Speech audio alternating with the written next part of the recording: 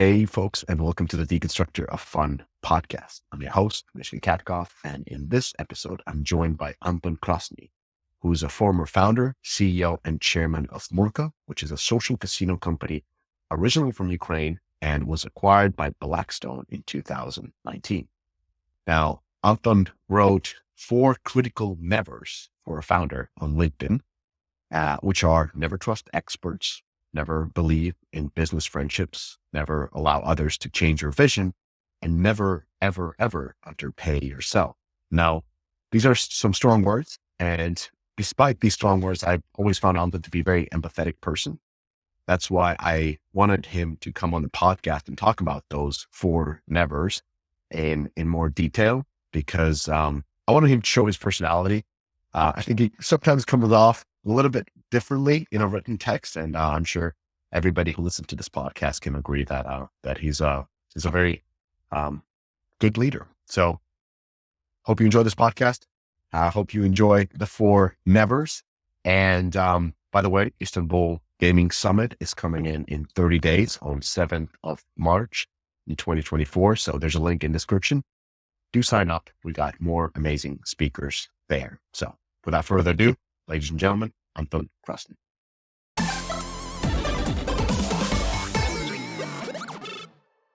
Welcome, folks, to the Deconstructor of Fun podcast. My guest, as said in the intro, is Anton Krasnyy, founder and CEO and chairman of Murka. And Murka is a social casino company that was acquired by Blackstone back in 2019. And Anton, you recently left your position, and as most founders, you're back at building new companies. But in this podcast, we're going to talk about everything and anything that you've experienced during your 15 years of heading Murka. So welcome to the podcast, Anton. Thank you, Misha. Thank you for having me. It's a real pleasure. So I reached out to you because I think your LinkedIn profile is, as kids would say, fire.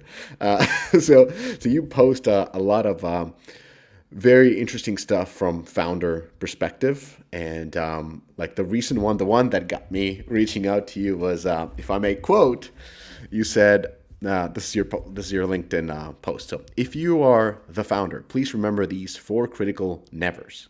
Number 1, never, never, never underpay yourself. No one will put medals on your chest for that in the end. You should pay yourself first. Number 2, never believe in friendship and business. People will hug you, smile, call you bro for years, and then screw you most awful ways. Number 3, never trust, quote, experts, especially with those whose, quote, reputation opens the door before them. Most likely, they don't know shit. There is no such thing as secret sauce. And number 4 is never allow anyone to change your vision.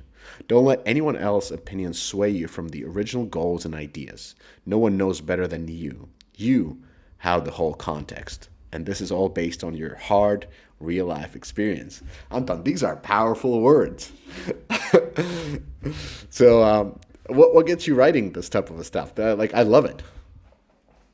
First of all, my own real life experience, and that's kind of a reflection of what I went through, and also big reflection of my state during the time I made this post. So it's you can see it full of emotions, and I'm a kind of emotional person, and also it's on a negative side of things, and but it's all I still believe in all of that. Maybe I will change the wording if I will be doing that post today, but this post, it attracted attention, and right now we're on this podcast, I think, because maybe of this post. So LinkedIn works. One of many. That's why I think people should follow you. So if I can just jump in a little bit and talk about in more deeper, like what about these 4 things? I'm very curious. Like, why do you find it so important to pay yourself first and not the last? Like, where does that stem from? Once again, it's from my own experience with business, and I always during this incredible journey, I tried to, think about everyone else except myself. And I've seen this in some of the fellow businessmen or founders or entrepreneurs. And I found it kind of, the wrong. Because, as I said in my post, nobody will recognize this in the end of the day. And if I can give myself advice right now, but my past self. So if you have the ability to cash out and buy nice house for your family, even if it will be against someone interest, please do. So if you have the ability to cash out, cash out. Yeah. So that's kind of a other side of the post. Always cash out if you have ability. That's in line with we had on the podcast, like it was a few years ago. We had Gigi Levy Weiss. He's a partner at NFX Venture Capital from I know Israel. him. Yeah, of course you know him because he's Playtika and social. And he made this same. We were talking more about the history of Israeli startups, how they start off with selling always the companies quickly to getting to a position where they IPO'd and had these billion-dollar valuations. And he mentioned the same thing in a more different ways. So he said that the reason why they had the longevity with these companies afterwards was because of secondaries, because they were exiting multiple times as, well, not exiting, but they were getting paid as founders, selling their share of the company as the company was growing. And through that, when they had their houses, their cars, their basics set out, they were much more invested into the long-term success of the company rather than thinking, I need to sell this because I don't have money to live. I've been poor for 10 years trying to grind this out, making sure that my employees are the first ones to get paid and so forth. So actually getting paid in his terms and with the example of Israeli startup system was the key of longevity and the growth of the companies. Yeah, it's interesting take. I agree 100%. And also shout out to Gigi. He's an amazing person. I met him, I think, in 2013, first time. We were on a video call and I will show him my early office of Murka, just in my phone like that. So I agree 100%. I think it's, I never thought about this like that. I mean, everyone is asking why Tel Aviv is like new Silicon Valley, and it was a lot of successful companies went from Israel globally. So yeah, and it's an interesting take. Agree 100%. Yeah, he even went that hard. I don't remember who told me from Israel. They say every update is a secondary. At one point they said. Anyway, that's a bit different. But the second part is never believe in friendship and business. So this is very interesting stuff because usually when founders start their companies, the first people they bring along are acquaintances, friends, buddies, people in the industry. So is this something that comes throughout the time, or like what do you mean by not believing in friendship and business? I still believe in friendship in business, but more on a team side. If you have your fellow, engineer who is also considered your friend, that's very good because you're on a different level of communication. You don't need to spend time explaining things. But that part of the post was more of let's say business related friendship, because when the high stakes and when the lot of money involved, the people can simulate friendship very good for many years, and you can fall into this simulation if you are an open-minded kind person, so you can fall into that. So if something big on the table, and if people call you bro, and the more they do, the more aware you need to be of the situation, and try to be honest with yourself first, and and don't fall into this bro trap, because when things are fine, everyone calls you bro. When things are challenging, it can, turn against you.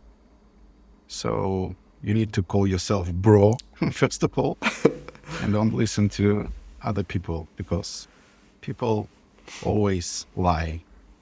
That's unfortunately the truth.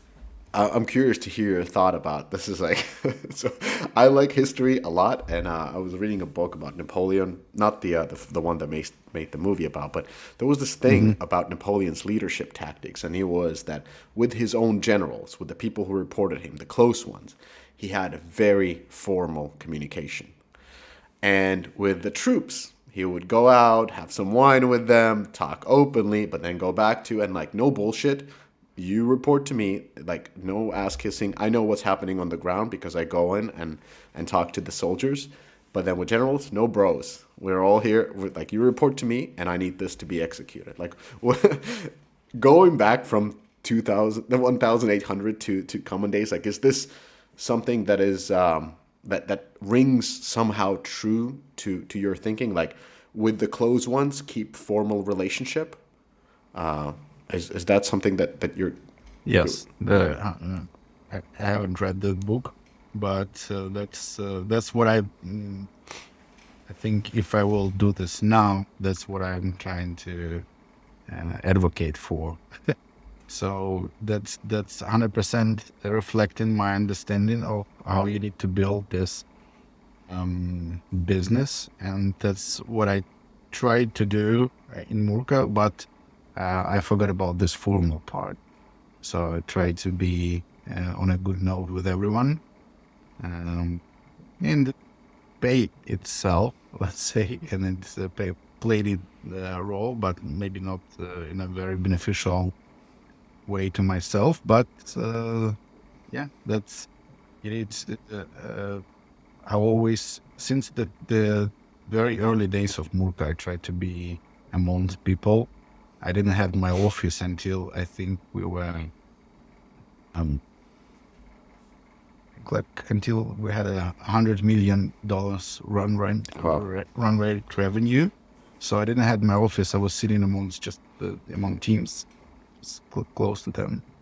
And then I decided to separate myself still, but I constantly try to build this culture of openness, and everyone can text me at any time and ask something, and I would do my best to honestly give them my answers. So Henry paid itself, I think, very much, because even now, if I will ring the doorbell in one of our offices right now, I think they will ask, "Who are you?"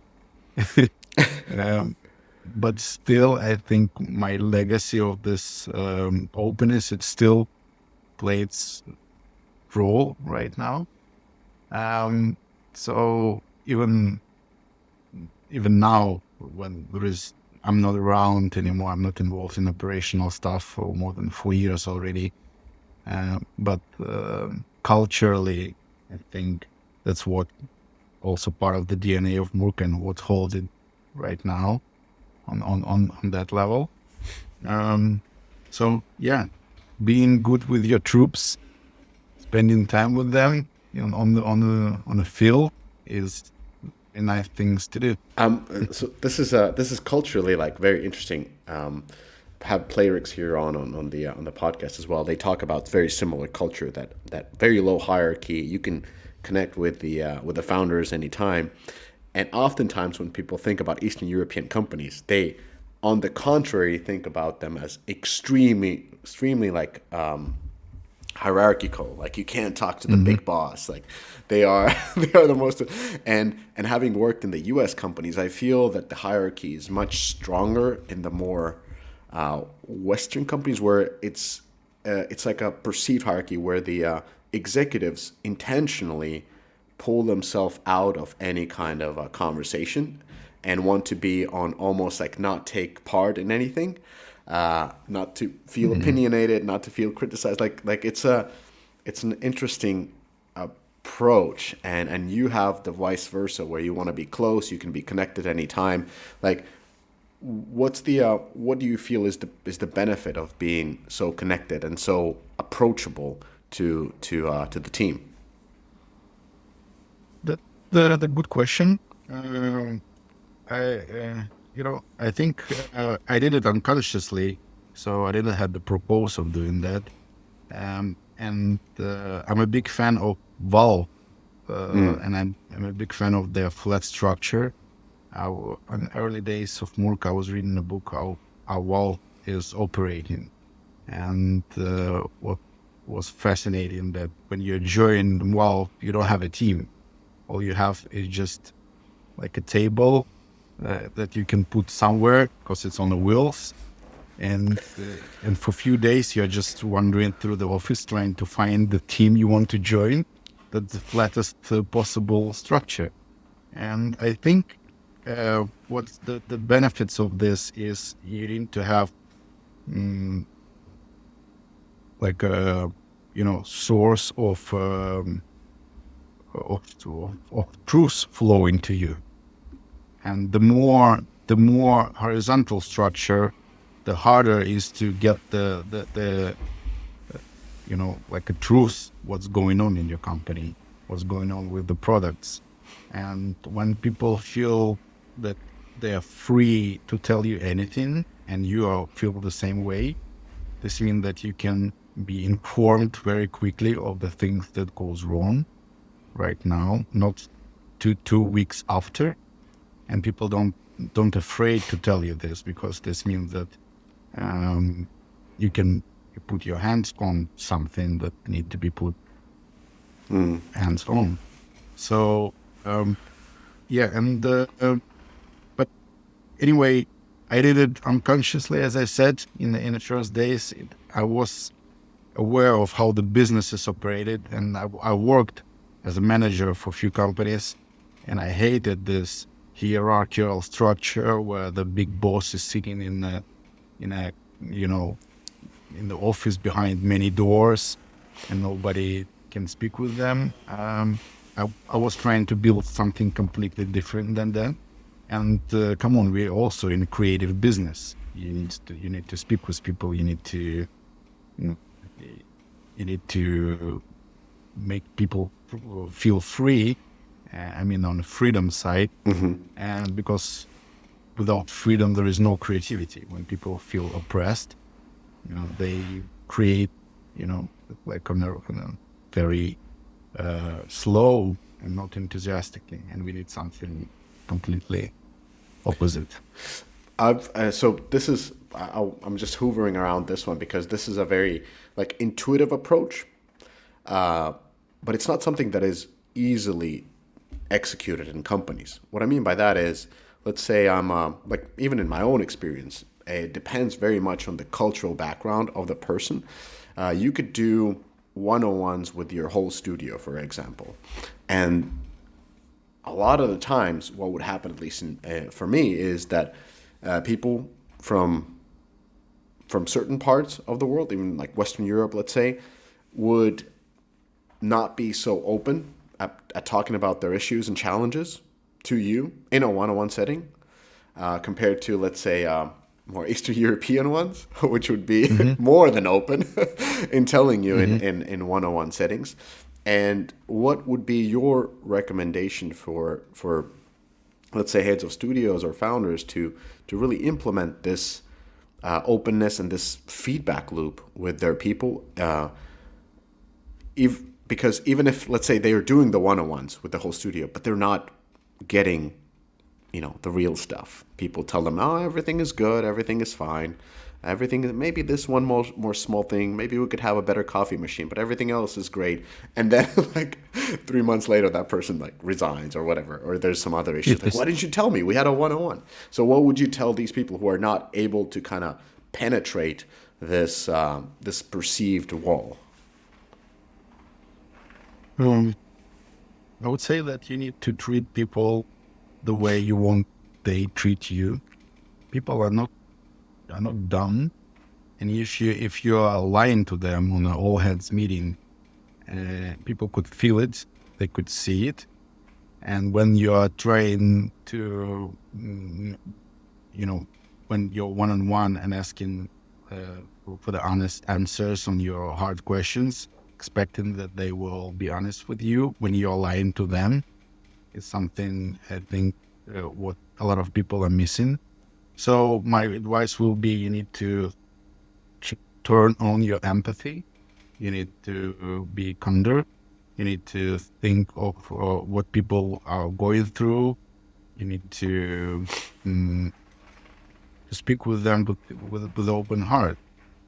And it's hard in business, but when you are doing this sincerely, people also could feel it. And then when the hard times will come, they will speak with you sincerely and they will tell you truth. And sometimes it can save your ass. Mm-hmm. So that's my advice. It's once again, it's very hard in business with the big money involved and where a lot of people in your team. But at some extent, I did this with Murka. It was very hard when we passed through 250 people, because until then I was interviewing everyone. So I did the final interview.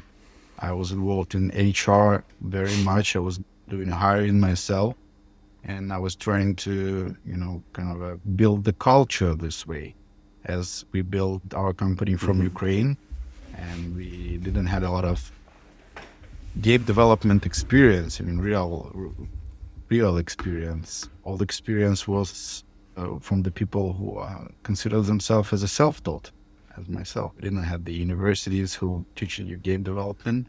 So that is why my goal was to kind of build the team of great people, great talented people, and then they became experts in games. So, until I think 250 people, I was trying to know everyone by name. I was trying to have a small talk with them in the kitchen. We had this open kitchen on each floor, and I on purpose went there and tried to speak with people to try to understand what they're going through, not only in work related stuff, but on their personal side. Maybe I can help with something, maybe I can give advice. So, but then when we were past the 250 people, it was really hard.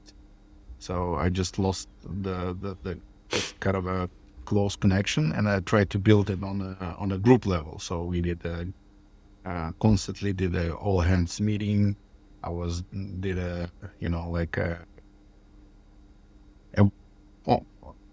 open table conversation. So people in the all hands meeting try to try to ask hard question, and it was really interesting, and kind of continue to build this openness culture on a big scale is very challenging, but I think somehow we managed this through this network of people inside of the team, try to spread this openness and kindness. But did you, when you are building a certain, culture evolves with new people coming in, and that's why it's very important to interview people and make sure that they're fitting the culture and evolving it to the right direction. Did you have some kind of a manual, like Valve had a very clear employee manual? Did you approach in that perspective, or how were you steering the culture evolution to the right direction? Yes, we had something like that. So we made our like a values, and we put them on the walls in the office. But it's very hard to follow these values even on your own, because the business is like like a living organism. It evolves, and when you put the values on your wall, the next day it may be to rewrite them. So and but we did it anyway, and we kind of tried to crystallize our approach in business and hiring and products in that values. But I think the most valuable experience was your own example. As I said previously, when you are asking people to be honest with you, you need to be honest with them. And like building this honest culture was kind of from the early days, it kind of easy for me, because then you need to just hold one thing in your head. When you're constantly lying to people, it's very cognitive, hard task for you. So, and I remember and you can do this only in, I think, in the Eastern Europe or in Ukraine. So we had because when I told this story, someone in Israel, they had this brown eyes, like, so the in the first period of Murka, I wasn't hiring people who are smoking, because it's just very, we counted that the engineers who smoked spent like 15% out of the office, and they also smelled bad.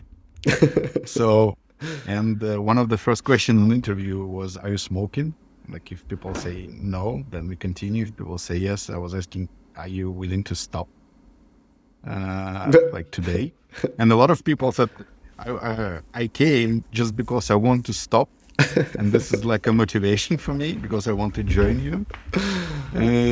And I remember the one example when I hired engineer, and he said, "Yeah, I'm smoking, but I want to stop." And this is this kind of a situation.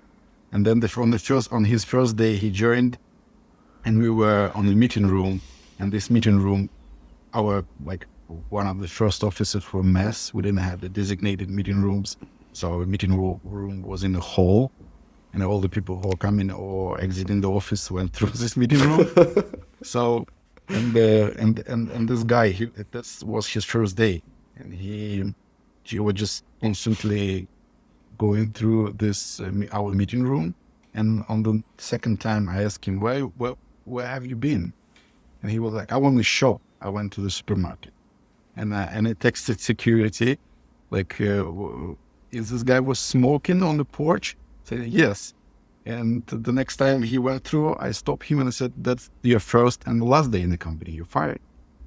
And the people who were in the meeting room, they were just like, "Oh, you can do that?" Apparently, yes. And this was kind of an example for everyone. If you want to be honest, you need to be 100% honest, and even in this kind of details. And yeah, so we tried to build this kind of a company. It was very hard, because when we reached, once again, 250, 300 people, HRs gathered around me and said, "Okay, we need to drop this rule, because we are missing hiring of really good engineers who are smokers." And said, "Okay, yeah, let's do that." So we dropped the rule. But I think that's the only thing you can do in Eastern Europe, because if you ask the question, I don't know, like in UK, if you will ask personal question, you will be in trouble. But yeah. Yeah, and there's definitely that context of being fired, not necessarily because the person was a smoker, but even more because they weren't honest. And if they aren't honest about such a simple thing of, please don't smoke, there's a reason why you can't smoke, and we don't have smokers here.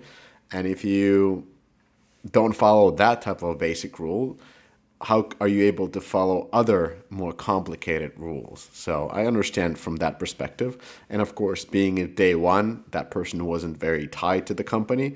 So it's also a show of that the rules apply. So yeah, Yeah, I understand that. fun times. Yeah, yeah.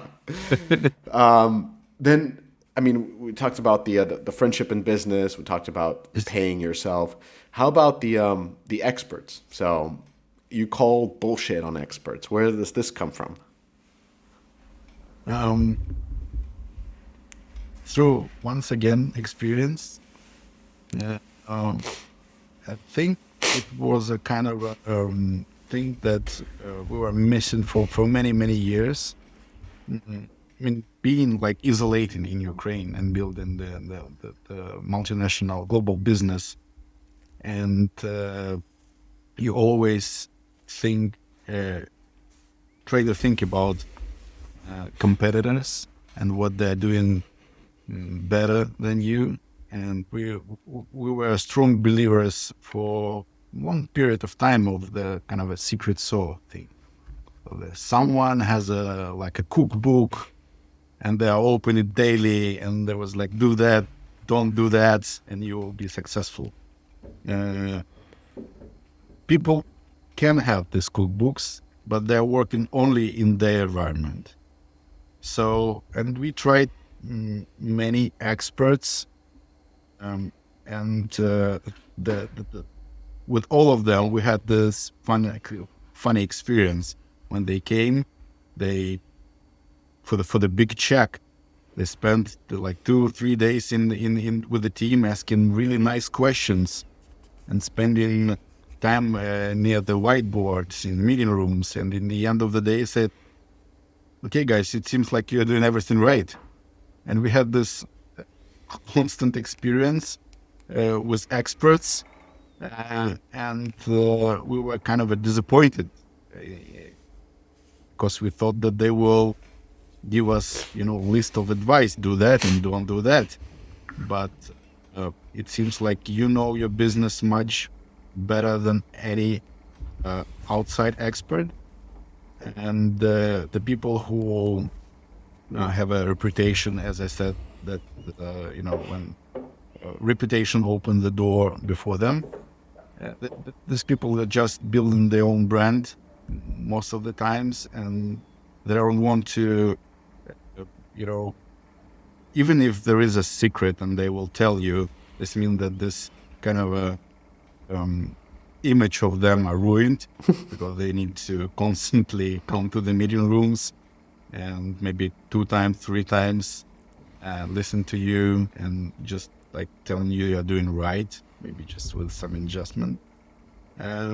But I don't believe in this expert thing just because we haven't seen any experts, and we've seen a lot of people, and we had a kind of a bias that someone knows like a real secret. Nobody knows shit. Um, Nobody knows what's going to happen tomorrow. Nobody knows where the market is going, and nobody knows any prediction. People can guess, and sometimes they can guess successfully. It's because a lot of people, a lot of opinions. Yeah, Some could be right. yeah. I would agree on the secret sauce part. That's 100% true. It's. I've done secret sauce presentations, but they're more like, just to get people to listen, but they're inside the company that I was working for, talking about the other company, so that they would listen. Like, okay, let me tell you how the company where I worked before, like what was there, just kind of like aligning our thinking, so that I'm not just coming with these ideas out of nowhere. This is how we work at this company, and I want us to work like this way. So not as a consultant, but more like you would talk about Valve. Like, this is their secret sauce. Let's Yeah, yeah. let's let us follow this same secret sauce. But interestingly enough, like I've noticed the same thing, and I've noticed that the biggest help when somebody comes as an outsider, it could be your investor, it could be a consultant, it can be an advisor. The the challenges of a company in my experience, I just want to know if this is true. The ones that I've seen are usually interpersonal or organizational, and then they bleed into the operations. But when it comes to the work itself, the what they're doing, how they're thinking, how they're approaching different functions, different genres, etc., it seems to be universally the same. Like there's seldom these sort of major gaps in understanding of your business, but there are something that refers back to your don't work with friends. There are organizational inefficiencies when people have interpersonal relations. And I've, seen in some companies where people can even get certain divisions in a larger company for themselves just because their relationship with the founder, CEO, and so forth that don't make any sense in the holistic sense and actually hurt the company as a whole. So, have you seen like, am I on something, or like, what do you think? So maybe I didn't catch you quite well. Yeah. So is it possible to Yeah. maybe rephrase? Let me put it this way. There's seldom help from consultants or experts of a specific genre. Let's say social casino, who would tell you how social casino is done, even though you work in social casino. But I found help with people who are looking at your organization from third perspective and giving you help on how you organize yourself rather than how you do your business. That's I've seen this, but also I've seen that the people are trying to wrap really simple things in a very complicated way. Like they are, like for example, if you are doubling in headcount, you need to rework all your process. This is a very simple thing, and I haven't thought about it until I heard someone tell me. Maybe it was even Gigi. But people can build a separate business just on this simple principle. They can be consultant. They can come, see your org chart, try to build the processes. But that, in the end of the day, it's a very simple thing. So I believe in, don't get me wrong about this, the secret sauce and expert thing. Yeah. I also seen many experts who were, and I think usually it was not part of the official part of the expert sessions, but more of a just like in the kitchen thing. When the people drop something really, really interesting, and it was kind of a secret sauce, let's say. For example, we had a very nice conversation with Joe Kaminko. I don't know, do you know him? No. So he's an expert in social casino. I think he was part of the Zynga, I think, until now. And in his early days, he built half of the pinball machines in US. So he was a pinball machine designer. He's an amazing person. And we were in Dnipro, and he told me like really tiny thing about the slot machines, about the particular like very small things that you haven't thought about, and you can implement this really easily. And we did it, and it worked. So, but it was not a part of the session. It was not part of it was just like a small talk thing. So when people, once again, but the people out of their framework, when the people are kind to you, when the people are sincere, they can drop some secret things. But if you are in a framework of this meeting room expert consulting session, it's more of a just wrapping simple things in a very complicated way, so people are confused. Makes sense. Yeah, makes sense. I was trying to find like the middle ground, because I know that a lot of people who have consulted or have advice in some ways kind of like, no, I'm useful and so forth. So now I understand a little bit more your thinking, like these sort of a formal, here I'm coming in with the playbook that I'm sharing with everybody, and this is some kind of a secret. That's a playbook that is shared everywhere. It's sold to everybody. You're not getting anything unique. But if you're interacting with different advisors in a more casual setting, or having them visit your studios and kind of spend some times with your teams, maybe there in the informal ways when you can ask freely and have conversations, you can get something out of it. Would that Yep. be okay? All right. I agree here. Well, the fourth point was never allowing anyone to change your vision. I think this is a very, very interesting one because I feel like there's almost there's like a demand for two different types of leaders, almost like it's divided into two. There's demand for the Steve Jobses of the world, the Elon Musks, who are like laser focused. They're at the forefront. They are at the they know what needs to be done. They have the clear vision, and you can either help with realizing this vision or you can get the fuck out of the way. And and then there are those that I feel like is more celebrated these days. Are the word inclusivity seeps into everything, and everybody has to be heard, and everybody has to have the opinion, and everybody has to be brought into the journey. And those are two very, very different ways. And I'm not saying which one is bad or good, but what are you trying to say when you as a CEO, as a founder, has to have the vision? Is it like what do you mean by that? Um, uh, First of all, I agree with that. There is, I think, two different approaches, and I think that they just you need to understand who you are and your strengths and weaknesses, and if the product in our sector is a primary, so that's the number zero, right? So if you have a product vision and you 1,000,000% believe in it, you can listen to people with this own inclusivity. You can gather around different opinions, but and at some point something can tick inside of you. It's like, oh, it makes sense. It can influence your product vision if you agree with this.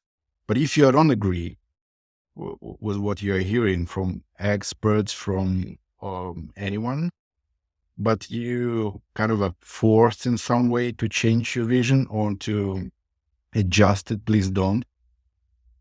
Because if you are this kind of a person, if you have a laser beam out of your head and you believe in what you're doing, and just try to, like Ted Lasso was saying, believe it until the end, and build this everything around this. So, but if you understand that you don't have product vision, and it's okay, you can build businesses without product vision. You can gather a great team around you. You can organize them. You can give them, let's say, their direction, and they will build product vision for you. But for me, it just doesn't work. And all the times that I kind of trade with myself on this, it was not a mistake, but it was a wrong direction for myself. So that is why that's the basis of that part of the post. So if you have a crystal vision of what you are trying to bring on the market, what you are building, just go to the end with it and try to spread it. Try to tell people why you think that's the right thing.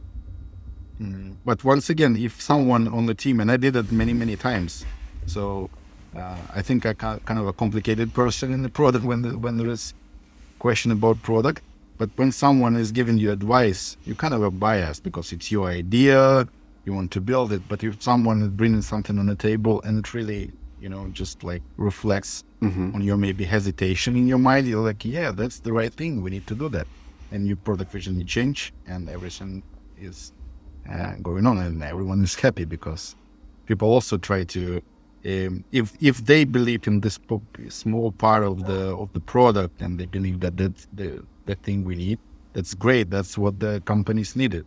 If someone from the team, who are not the founder, who are not the shareholder, bringing something valuable, that's amazing. It's amazing moment in time. because the Yeah, I do agree with this quite wholeheartedly. I think I've personally had this challenge as well, is because it you have to be pretty bold to Mhm.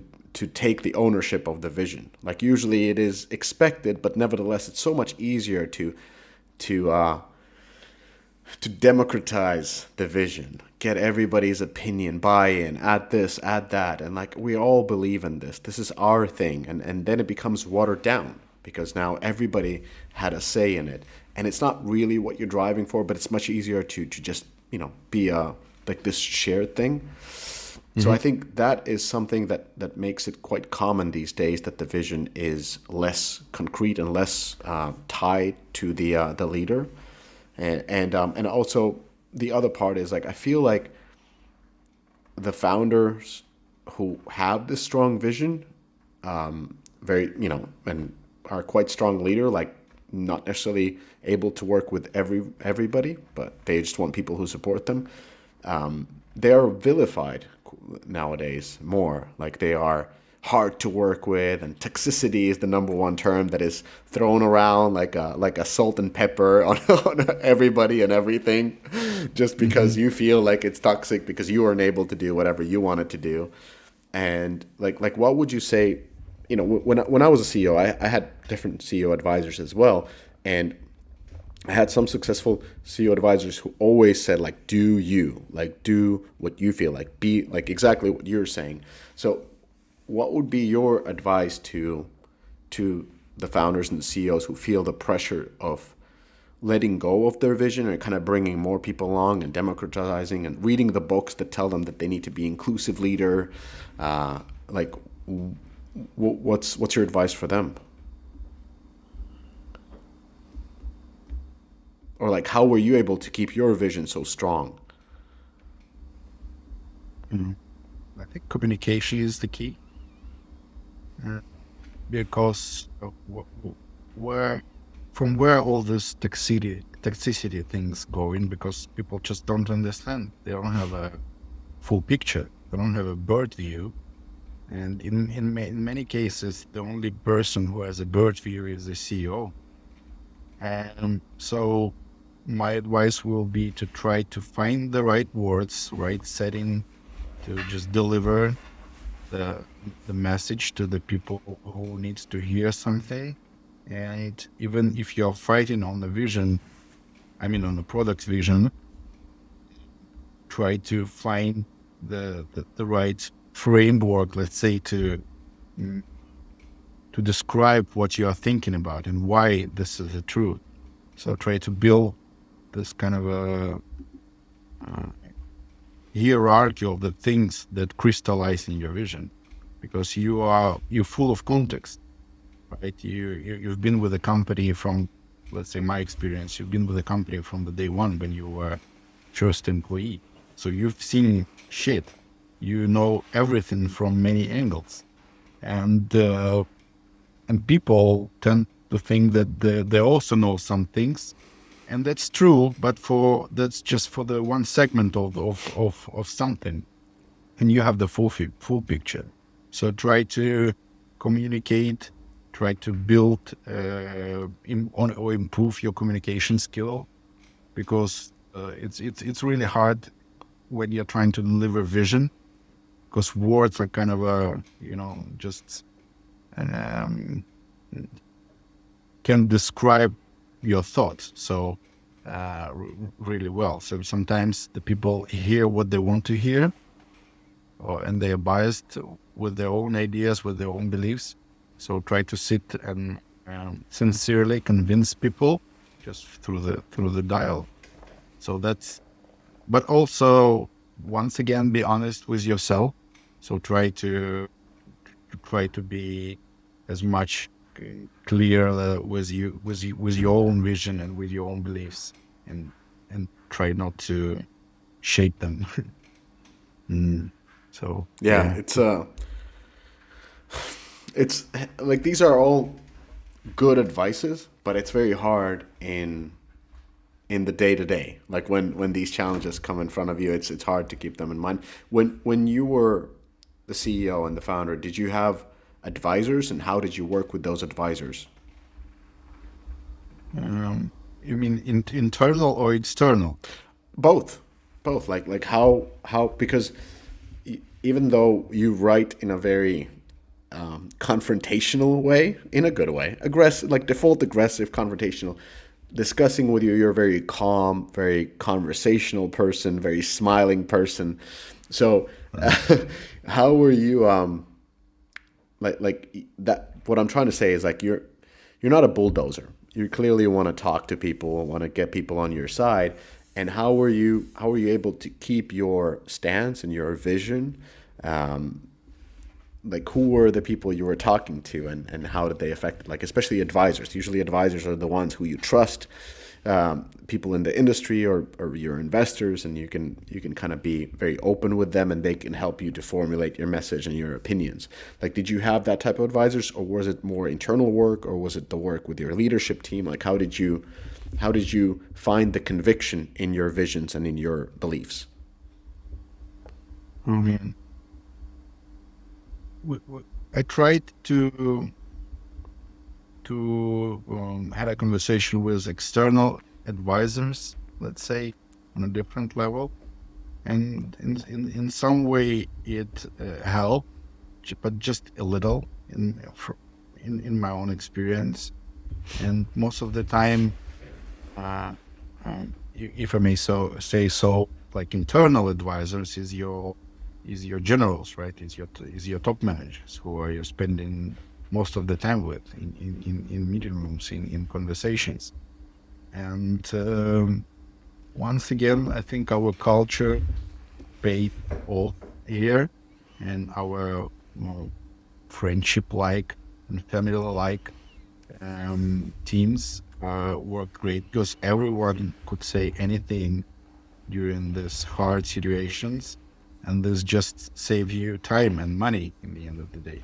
So there is nothing like a secret here. We try to build this on all the levels with the people, and I think when you're honest with your general, right? We'll continue this Napoleon uh, dictionary, right? When you're honest with your generals, they tend to be honest with their soldiers, and so on and so on. So for us, uh, and from my experience, that was the key. So this internal advisors, the stuff when people really feel the situation and they feel that they can influence it and bring some value, they did. And when this paid off, when they saw that what they suggested implemented tomorrow and brought something good to the company or to the business the day after, that's the whole point. That means that your business is working, that your culture is working. So openness and honest approach, that was my experience, but maybe it's not true for anyone. So because it really depends on what people are around, and I think, and try and getting to know the culture, different culture from the inside out. Right now, I think it's not gonna work. For example, here in UK or in the US, it's not gonna work, in my opinion. So it's just different culture. It's a look and feel culture, and not the truth culture. Well, with that in mind, and like different cultures and different companies at different stages, do you think that there are some essential qualities a founder CEO should possess when leading a company to success? And do those qualities change along the stage, like from the early startup to a scale up to a mature phase? Like, do you believe the same CEO qualities are applicable to all phases, or do they, do the qualities change? I think some of them are useful all over the way, like risk tolerance, because uh, sometimes the only person who can truly risk is the CEO. And I think that's the one of the important qualities. Resilience also help. You need to be strong physically, mentally, all over the way. Um, Also, I think the best HR in the company have to be CEO. So the CEO is really HR position.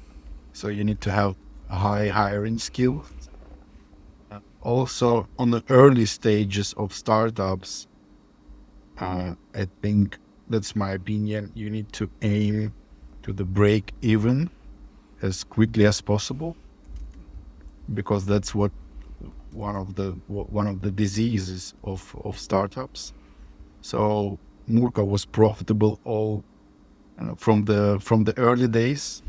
Every turn, every quarter, we have been profitable. So that's kind of where we achieved this as a team. So it's very important.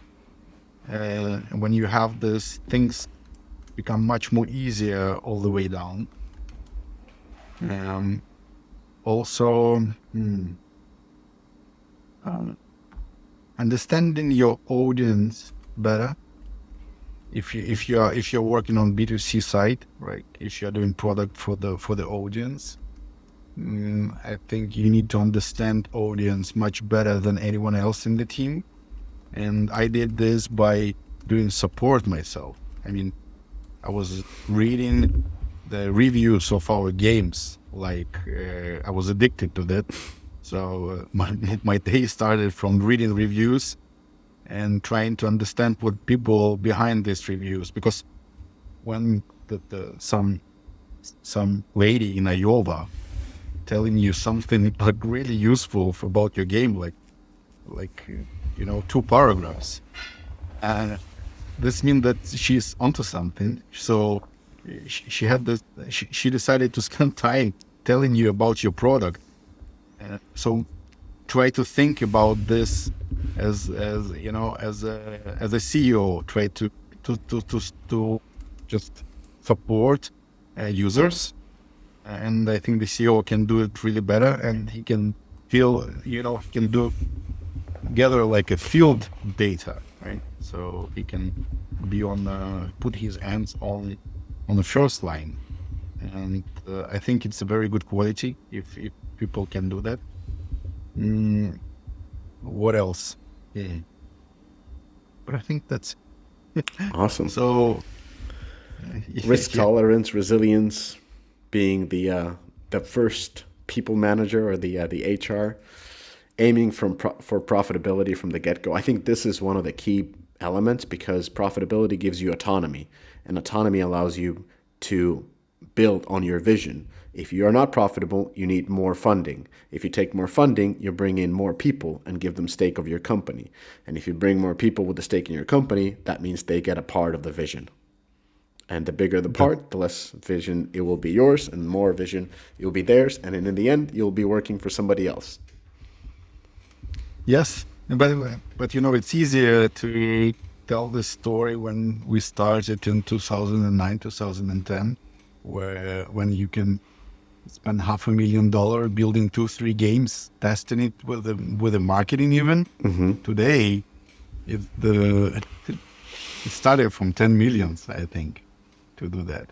So today is much more challenging environment to implement these advices. But anyway, you need to aim on early profitability as much as possible. Yeah. I mean, there's a way. If you put in that as a target, you can start working for somebody else as a partner. You can aim at different genres where you can find those ways a little bit faster. But I think it's just overall very important and something that I think during the last 10 years company totally forgot about. That profitability is actually a key for any type of a company to be valuable. Mm-hmm. There's a lot of unprofitable companies nowadays. And then the final part was very interesting is the understanding your audience better than anybody else. I've seen this not being the true in most big gaming companies. Like the CEOs are mainly just talking to, like they are just managers of the leadership team, and managers of the key stakeholders in the board, even more so than they are users of their own products. And usually the founder CEOs are the ones who have been in this genre forever, like whether it is like those, renowned AAA studios or whatnot. It's like they are the key people there. So that's a very interesting point. Well, Anton, thank you so much for for hopping on the podcast to discuss the four nevers of a founder CEO. It was pleasure. 1 hour went very quickly. Yes. I thought we just like half an hour in, but it was a pleasure.